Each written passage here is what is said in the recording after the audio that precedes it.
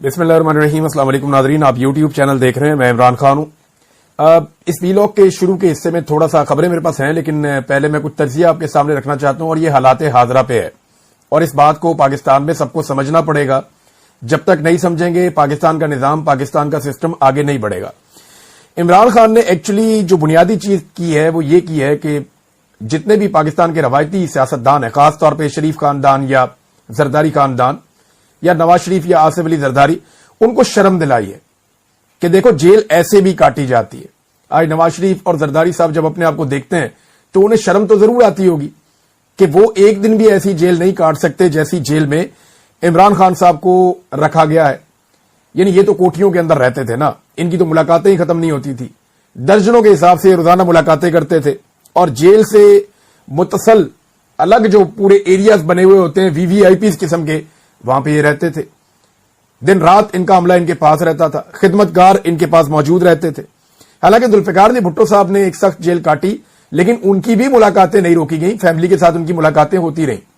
ये पहली मर्तबा हो रहा है कि एक लीडर को उसकी फैमिली से मिलने नहीं दिया जाता, बच्चों से बात ही नहीं करने दी जाती, हर तरह की सहूलतें उससे छीन ली गई हैं, उसको तन्हाई के अंदर रख दिया जाता है, बाज़-औक़ात कई कई दिन के लिए उसको उसके सेल के अंदर बंद कर दिया जाता है। तो इस किस्म का रवैया आज तक कभी भी किसी साबिक वज़ीर आज़म के साथ या किसी लीडर के साथ हुआ नहीं है, जो इमरान खान साहब के साथ या उनके खानदान के साथ गुज़िश्ता 3 साल से हो रहा है। बहनों को गिरफ्तार करके बंद कर दिया, बीवी को गिरफ्तार करके बंद कर दिया।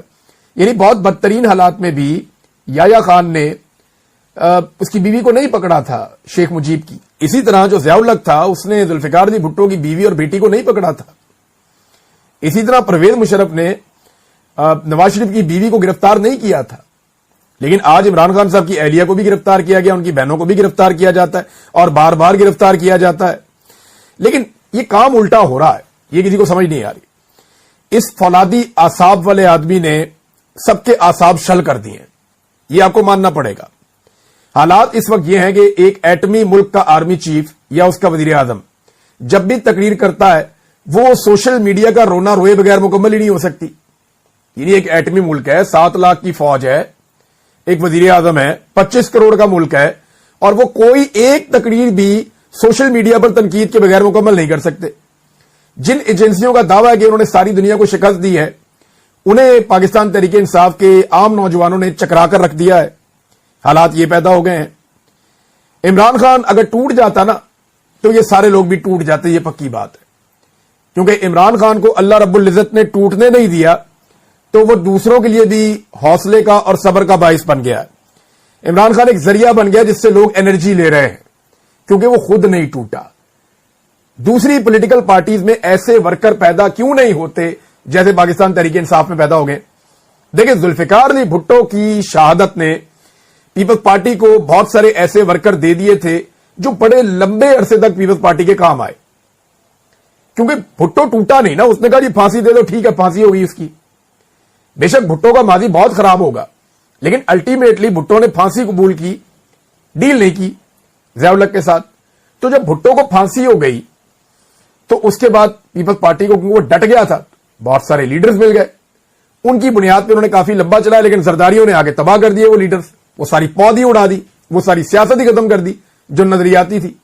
अब इमरान खान डट गया है, ये काम जरदारी से भी नहीं हुआ और ये काम नवाज शरीफ से भी नहीं हुआ, लिहाजा इनके पास वर्कर पैदा ही नहीं हो पा रहे, इनके पास वर्कर्स बन ही नहीं पा रहे। और पाकिस्तान तहरीक इंसाफ के वर्कर्स इतने मजबूत हैं और उनकी मजबूती की वाहिद वजह इमरान खान साहब का है कि वो एक आनी आसाब का मालिक है, फौलादी आसाब वाला है, और वो डटकर खड़ा हो गया है। ये सिलसिला, मैं आपको एक बात बताऊं, बढ़ता जाएगा। लोग मुतनफर होते जाएंगे और मौके की तलाश में रहेंगे।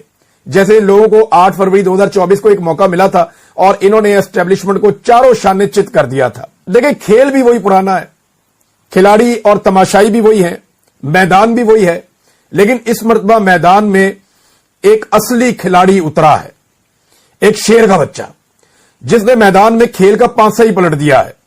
बेईमानी और फ्रॉड से जीतने वालों का इमरान खान ने नकाब नोच दिया है। वो जीत नहीं रहा, वो जीत चुका है, बस उसकी जीत का ऐलान होना बाकी है। पूरा मैदान जानता है, एक एक तमाशाई जानता है, अंपायर भी जानते हैं, मुखालिफ टीम भी जानती है और 25 करोड़ पाकिस्तानी भी जानते हैं कि ये जीत चुका है। اس کی جیت جو ہے وہ دیوار کے اوپر لکھی ہوئی ہے، جسے تم سارے مل کر بھی اب نہیں مٹا سکتے۔ اب سارے کے سارے لوگ جو ہیں وہ دل تھام کر اس کی جیت کے اعلان کا انتظار کر رہے ہیں۔ اور ایک بات میں آپ کو بتا دوں کہ جب تک آپ اس کی جیت کا اعلان نہیں کریں گے، یا جب تک اس کی جیت کا اعلان ہو نہیں جائے گا، آپ اس کھیل کو یا اس نظام کو آگے نہیں بڑھا سکتے۔ چاہے آپ اکانومی کو اوپر لے جائیں، نیچے لے جائیں، تباہ کر دیں، ٹھیک کر دیں، دہشت گردی زیادہ ہو جائے، کم ہو جائے، ملک کا کچھ بھی ہو جائے، یہ نظام نہیں چلنے والا جب تک کہ عمران خان صاحب کی جیت کی اناؤنسمنٹ نہیں ہو جاتی۔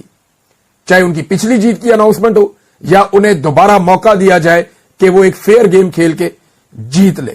اگر نہیں سمجھ آ رہی میری بات کی تو پھر جو مرضی کر کے دیکھ لیں۔ بریگیڈیئر ریٹائر جاوید اکرم صاحب ہیں اور انہوں نے کوٹ لکھپت جیل سے ایک خط لکھا ہے۔ اس خط سے آپ کو اندازہ ہو جائے گا کہ اس وقت پاکستان تحریک انصاف نظریاتی طور پہ کہاں کھڑی ہے۔ جاوید اکرم، high security barrack, Kot Lakhpat jail, Lahore. میرے عزیز دوستو، لندن پلان کے تحت فارم 47 کے ذریعے جس طرح ملک میں جمہوریت کا جنازہ نکالا گیا، اس سے ملک میں کبھی استحکام نہیں آ سکتا۔ پی ٹی آئی کا مینڈیٹ واپس کیا جائے تاکہ ملک کے مسائل اور بحرانوں کا خاتمہ کیا جائے۔ عوام میں بڑھتی ہوئی مایوسی انقلاب کا پیش خیمہ ہے۔ عمران خان کے ویژن اور بیانیے کی ملک بھر اور بیرون ملک بڑی واضح تائید سے موجودہ حکمرانوں کو لانے والوں کو پیغام دیا جا رہا ہے کہ قوم جعلی حکومت کو تسلیم کرنے کو تیار نہیں ہے۔ عمران خان کا ساتھ دینے پر مجھے بے حد تشدد کا نشانہ بنایا گیا۔ کئی اداروں نے قید تنہائی میں رکھ کر مجبور کیا کہ پی ٹی آئی کا ساتھ چھوڑ دوں، لیکن اللہ تعالیٰ کے کرم سے یہ قدم نہ ڈگمگائے۔ میرا وزن تو بہت کم ہوا لیکن میری روحانیت بہت مستحکم ہوئی۔ جیل میں 5 بیماریوں کے ساتھ خفیہ اداروں کے حکم پر علاج اور دوائیاں بھی بند ہیں۔ میرا ایمان اور ارادہ اللہ تعالیٰ کے کرم سے اتنا مضبوط ہے جتنا آسمان۔ مجھے فخر ہے کہ میں اور میرے ساتھی عمران خان کے ساتھ ڈٹ کر کھڑے ہیں۔